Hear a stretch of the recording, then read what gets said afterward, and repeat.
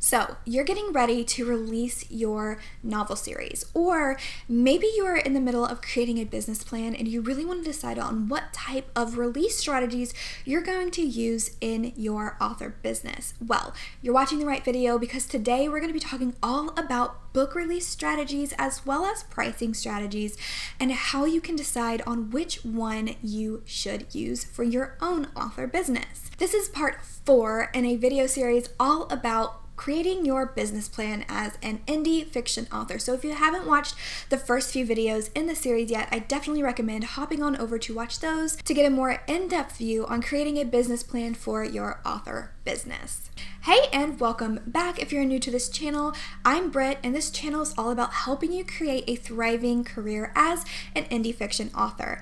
In today's video, we're going to be talking about release strategies and pricing strategies. But first, you may be thinking, why plan your release strategy up front in the first place? As with anything in business, the more you plan, the better prepared you are. Whether you consider yourself a planner or not, if you want to have a really solid author business plan and you want to get the very best results by launching your author brand, then you're going to want to have at least a general overview of your release strategy. Now, does that mean that everything will always happen according to plan? Of course not. And does that mean that your plan can't change later on as you get more experience and as you get further along on in your author journey? Of course not. So does that mean that you should just wing it? Well, the answer here is yes and no. Honestly, if winging it is how you want to manage your author business, then more power to you. However, as an author business mentor and strategist, I can assure you that setting a strategy up for your release plan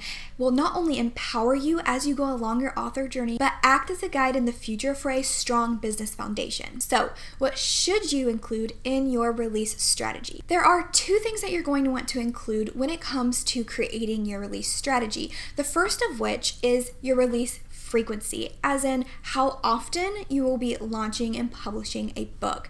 Now, this is important when you are launching standalones, but this is extremely important when you are planning to launch a series. The second decision is one that is usually given the less attention, and that is actually your pricing strategy. Your pricing strategy is one of the most important decisions that you make for your author career. So, are you ready to get started and dive in deeper into these 2 pieces of your release plan? Let's go ahead and talk about the first part, which was that release frequency. When determining your release frequency, you're going to want to consider a few different things. The first of which is your budget, because when you are releasing more frequently, you're going to need a bigger budget up front in order to support the book development process and the launch expenses. The second consideration here when it comes to release frequency is how quickly you can produce a high quality book. So if you want to release more frequently, but you are not prolific enough to keep up with the demand of releasing frequently, then you may need to actually build up a backlist of manuscripts until you are ready to press go on that launch plan. The third consideration here is how fast-paced you actually want your author career to be. Because the truth is, even if you have the budget for frequent releases and you are prolific enough to keep up with those demands of releasing frequently, you may not actually desire to go through that process of launching your book so frequently. And if that's the case, that's totally okay. It is your business after all. So those are the 3 things to consider when it comes to your book releasing frequency. And keeping those things in mind, let's go ahead and talk about some of the most common release strategies for indie fiction authors. The first is the annual release strategy. Maybe it takes you a while to get a book to completion, or maybe you have to have a little bit of extra time in order to save up for a book launch. Now, this could be for a variety of reasons. Maybe you have a full-time job elsewhere, or maybe you have a family to take care of, or you just simply have other obligations elsewhere. Whatever the case may be, you take 1 full year to go through the complete book development process. Now, with this strategy, we most commonly see that you get a lot of sales up front, and then those sales start to kind of trickle away slower throughout the year until your next book release. Now, of course, there are ways to combat that slowdown of book sales. For example, things like cost per click advertising or releasing new versions and treating that as a mini book launch. For example, if you initially only release an ebook, later on in the year you can release the paperback, the hardcover version, the audio version, and so on and so forth, right? And treat those as little mini launches to give yourself a boost of sales. Throughout the year, you can also do things like sales and limited time promotions in order to encourage people to buy throughout the year, as well as utilizing evergreen funnels in your marketing. The second most common release strategy here is biannual releases. Now, this process is very similar to the annual releases that we just talked about, only you'll be releasing a book every 6 months or so. The biggest pro to this option is that you're going to be able to utilize pre-orders in order to build momentum in between the releasing of each book. Now, let's talk about rapid releasing. The rest of these release strategies that I'm going to be talking about fall under the category of rapid releasing.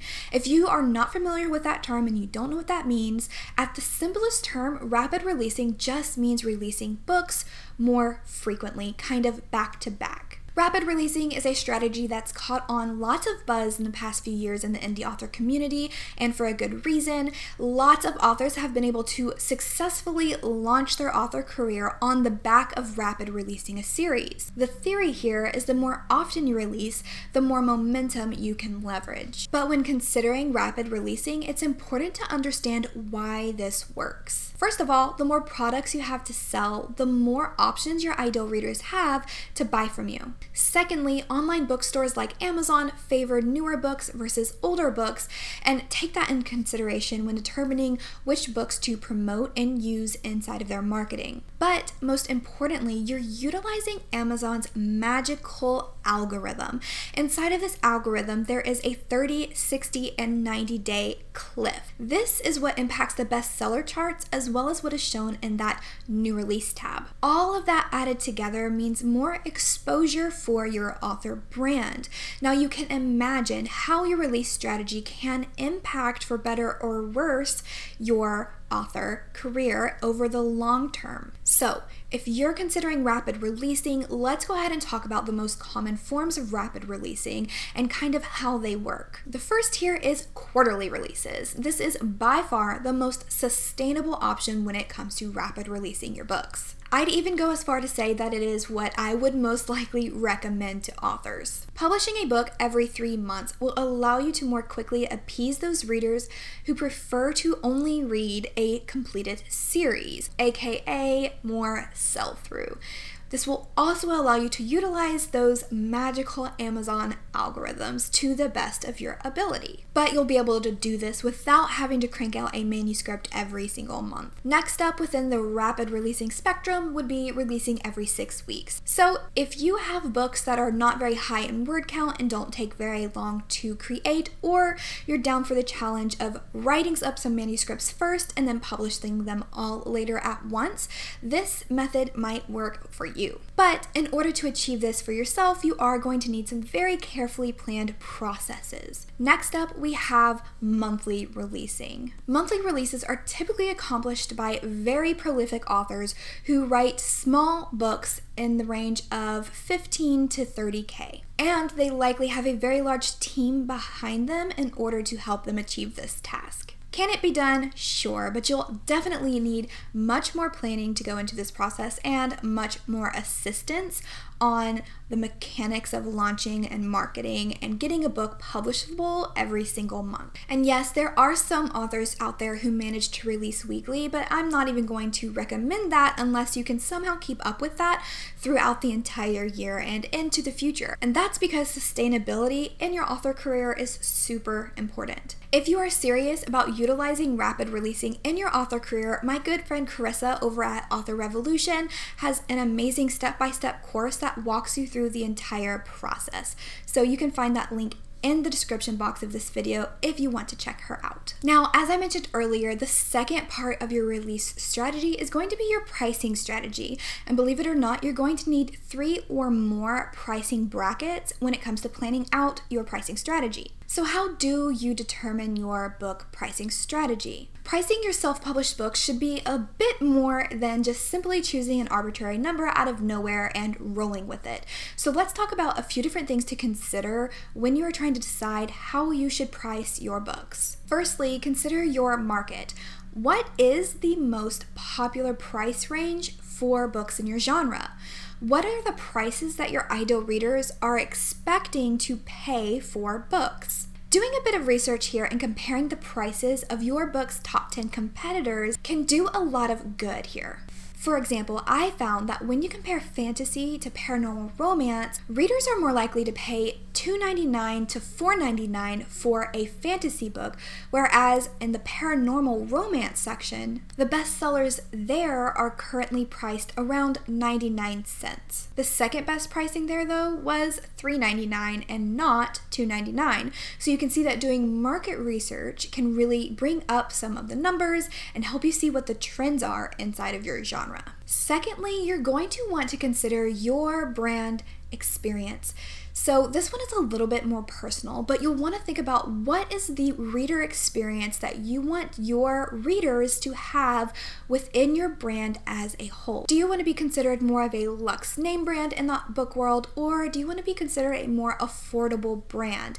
After all, your pricing strategy plays into your author brand as a whole. Finally, consider your profit margins. So you're going to want to play around with some numbers here and really figure out how many of a specific book are you going to need to sell in order to bring in a profit. What's it going to take to meet your profit goals, and what does that mean for your marketing tactics? My Authorpreneur Profit Calculator can really help you when it comes to digging into those numbers, playing around, and really getting some clarity around pricing and numbers in your business. So now that that's out of the way, let's go ahead and talk about the different types of pricing brackets that you're going to need to consider when it comes to your pricing strategy. The first is pre-order pricing. So, are you going to be having a pre-order for your book? If so, pre-orders are typically priced in a way that makes it an easy yes for the reader. So you'll typically find pre-order prices lying between the 99-cent bracket and $4.99, with the majority of them around the $2.99 area. Now, of course, those numbers are for ebooks, not paperbacks or hardbacks. The next pricing bracket to consider is going to be your launch pricing. So your launch pricing is going to be the price your book is when it initially releases to the public, typically a 1 to 2 week frame there. Will you launch your books at full price, or will you offer your readership more of an early bird pricing structure in the initial launch phase? Typically, what I find in the indie author community, you'll see a discount of around 20 to 40% in that initial launch period. The third type of pricing bracket to consider here is going to be your evergreen pricing.